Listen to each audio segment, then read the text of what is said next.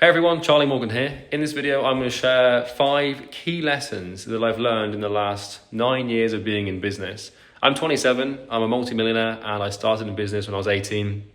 And I thought it might be cool for me to share a few ideas with you as I randomly stumble around my kitchen and talk about business.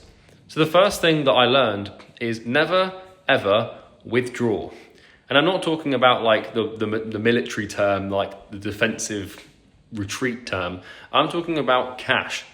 So I have had the urge, the impulse and the temptation to withdraw money from my business for basically the last 7 years, and it never goes away. And I can tell you that for free. And you want to set yourself a salary and you want to set yourself a income.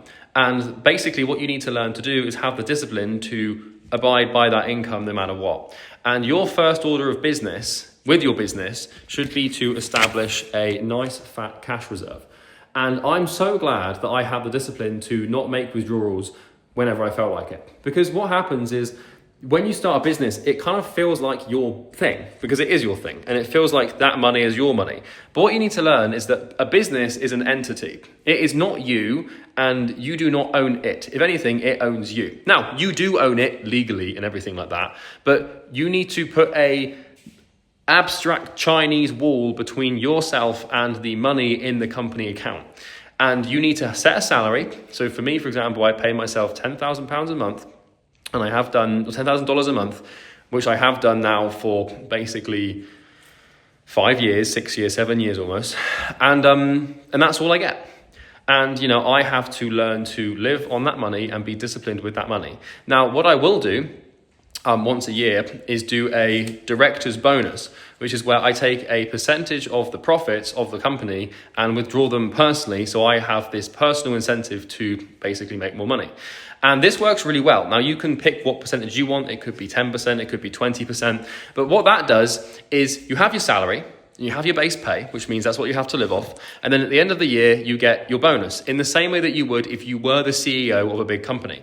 And this is how big companies work. This is how these big Fortune 500 boys do it. And these big massive companies is they pay the CEO a salary, and then the CEO gets some sort of dividend or profit share at the end of the year.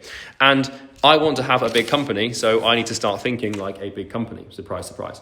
So that's the first lesson, is just don't withdraw. Like build that, like, your business is like a cash machine, and just stack as much cash as you can, because now that I haven't withdrawn, I can spend hundreds of thousands of dollars a month on ads. I can spend hundreds of thousands of dollars a month or even a year on the best talent and building the best products and stuff, which in turn makes me way more money. So don't go and spend it. Like, I know when you make your first like 50 grand or 100 grand, you're going to want to go and buy a Rolex or whatever else thing you want to do. Don't do it. I nearly did it, and I've bought stupid stuff, and I almost always regret it and sell it straight away afterwards. The next thing is that your business is you, not it. So this kind of contradicts my previous point, but I mean it in a different context. What this basically means is that your business is a reflection of you. And if you have a problem with the business, or if your business is failing, it's because you are failing, not the business.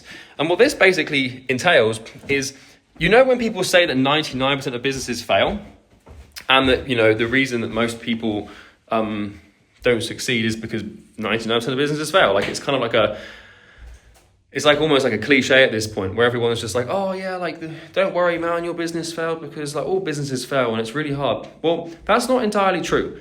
Businesses don't fail, people fail. And the reason that happens is because people are incompetent and don't have the skills, the characteristics, or the traits to make it happen. So you as a human can be broken down into really 3 things. Your belief systems, which is what you believe to be true about the world, which determines your actions and how you behave.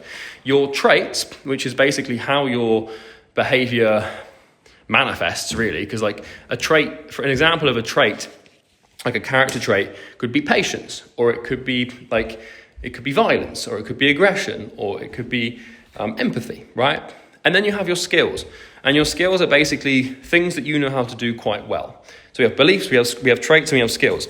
And if your business isn't functioning properly or isn't working properly, it's got nothing to do with the business or the market or the systems that you're using.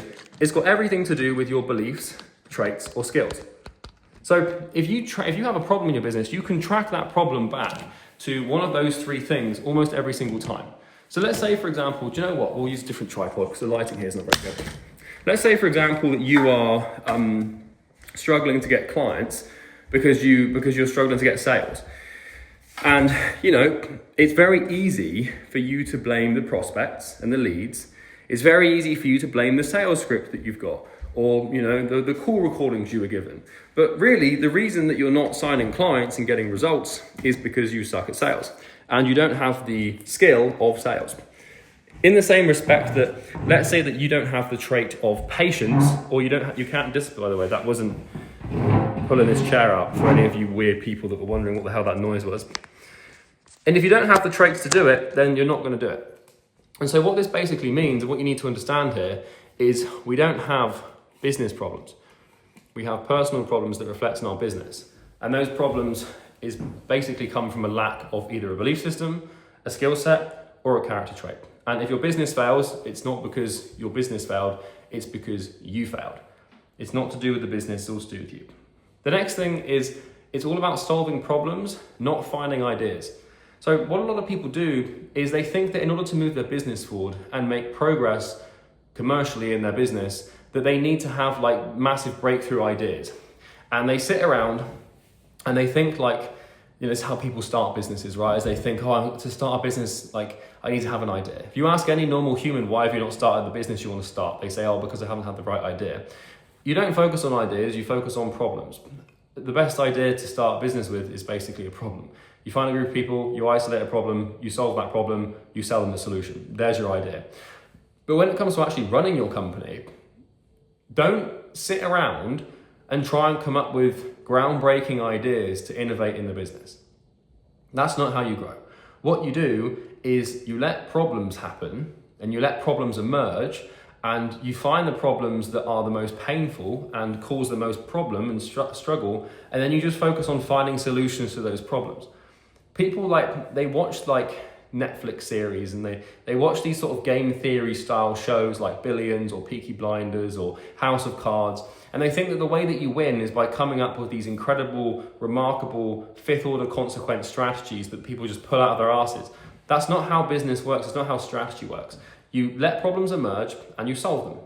And that's how you move forward. Instead of trying to find some magical idea or just meditate on a hill somewhere until some idea comes to you, I haven't got any clients, let me just come up with a brilliant brand new cut. The chances of you coming up with something that actually works, some random idea for client acquisition or service delivery, are incredibly slim. But the chances, if you define the problem properly and isolate what the issue actually is, then you realize that all you've got to do is find the right information to apply to that problem and that situation or that scenario to solve it. And then your life becomes about finding the correct information to suit the problem, as opposed to coming up with some crazy idea that you're going to pull out of your ass like some sort of hero. It doesn't work, right?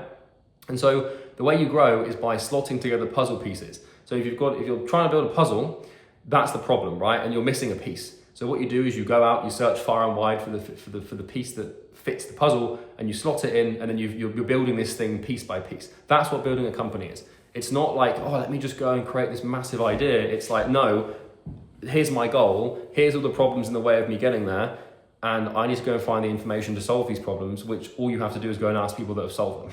That's pretty much all business is it's just problem solving and finding information.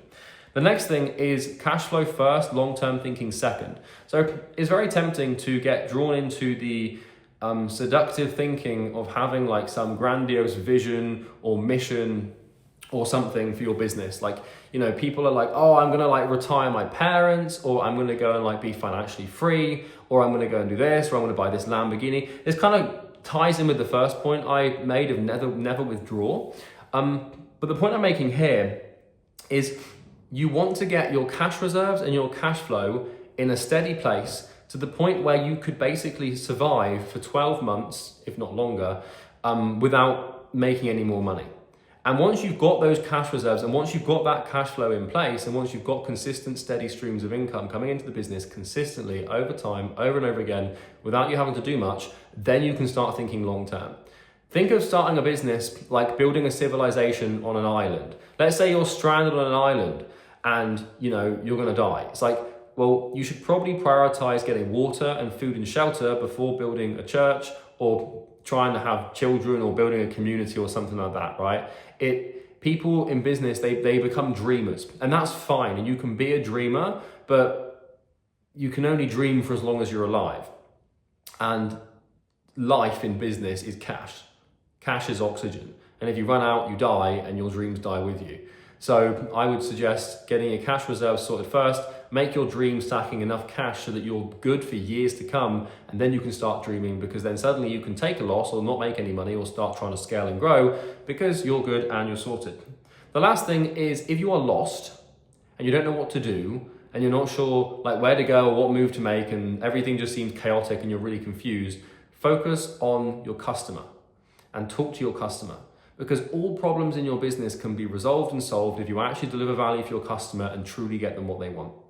The amount of times that this has got me out of a jam, like if I'm like, oh, I'm not sure like what I should do for these ads, and I'm not sure like what copy I should use for this client acquisition funnel, or I'm not sure if I should hire this sales rep or not. Like I'll ask my customers, and I've got really good relationships with a few of my customers, my mastermind clients and my top easy grow clients, and I'll ask them. I'll just say, hey man, what do you think of this ad? And then they'll be like, oh, well, I think this is kind of shit and you should do this instead. And I'm like, that makes sense, because your customers, like they know themselves, and you want more of them.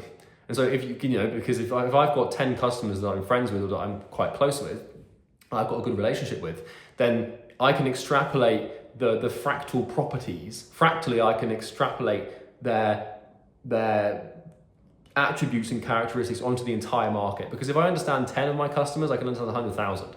Like it's not too difficult to understand that like what happens in the micro happens in the macro. Okay. If you look at the behavior, they did a study on this in prisons, and they looked at the interpersonal and social exchanges in prison, and they found that what they found in like 10 prisons, they found in this meta case study across all these other prisons, in terms of the language that was used, in terms of the race gangs that were structured, in terms of what currencies they used, in terms of how they spoke, in terms of how they treat themselves. Like, an avatar, a certain type of person is an avatar for a reason, because it relates to other people in that type. And so what you can do is just talk to your customers. Like when you're stuck in a bind, you're not sure what move to make or what to do, talk to your customers and always make the decision that is best for your customer. And you can say to them like, hey, I'm thinking about doing this. Do you think from your perspective as a customer of mine that this is what would be best for you or not? And can you think of a better option? And if you do that, you're almost always going to get the right answer, because the right answer is almost always what is best for the customer. Because if you focus on the customer for the longest term and you add the most value for the longest term and make your customers the happiest for the longest term, then you will win. The key there is the longest term. You have to do this for a long time, and you can't do this for some short-term couple of weeks. Like you have to commit to business for decades and decades, but that's how you win. And those are the 5 things that I wanted to share with you today. By the way, if you are needing help getting more clients, there's a link in the description you can click. It's a video of me explaining our systems and how we use them to help. We've helped more than 3,000 people with client acquisition at this point, like for agency owners, coach consultants and stuff. So you might not care too much for it, but I'd encourage you to check it out if you need help getting more clients. There's no commitment there. You don't have to put your credit card in, don't worry. Anyway, talk soon. Ciao.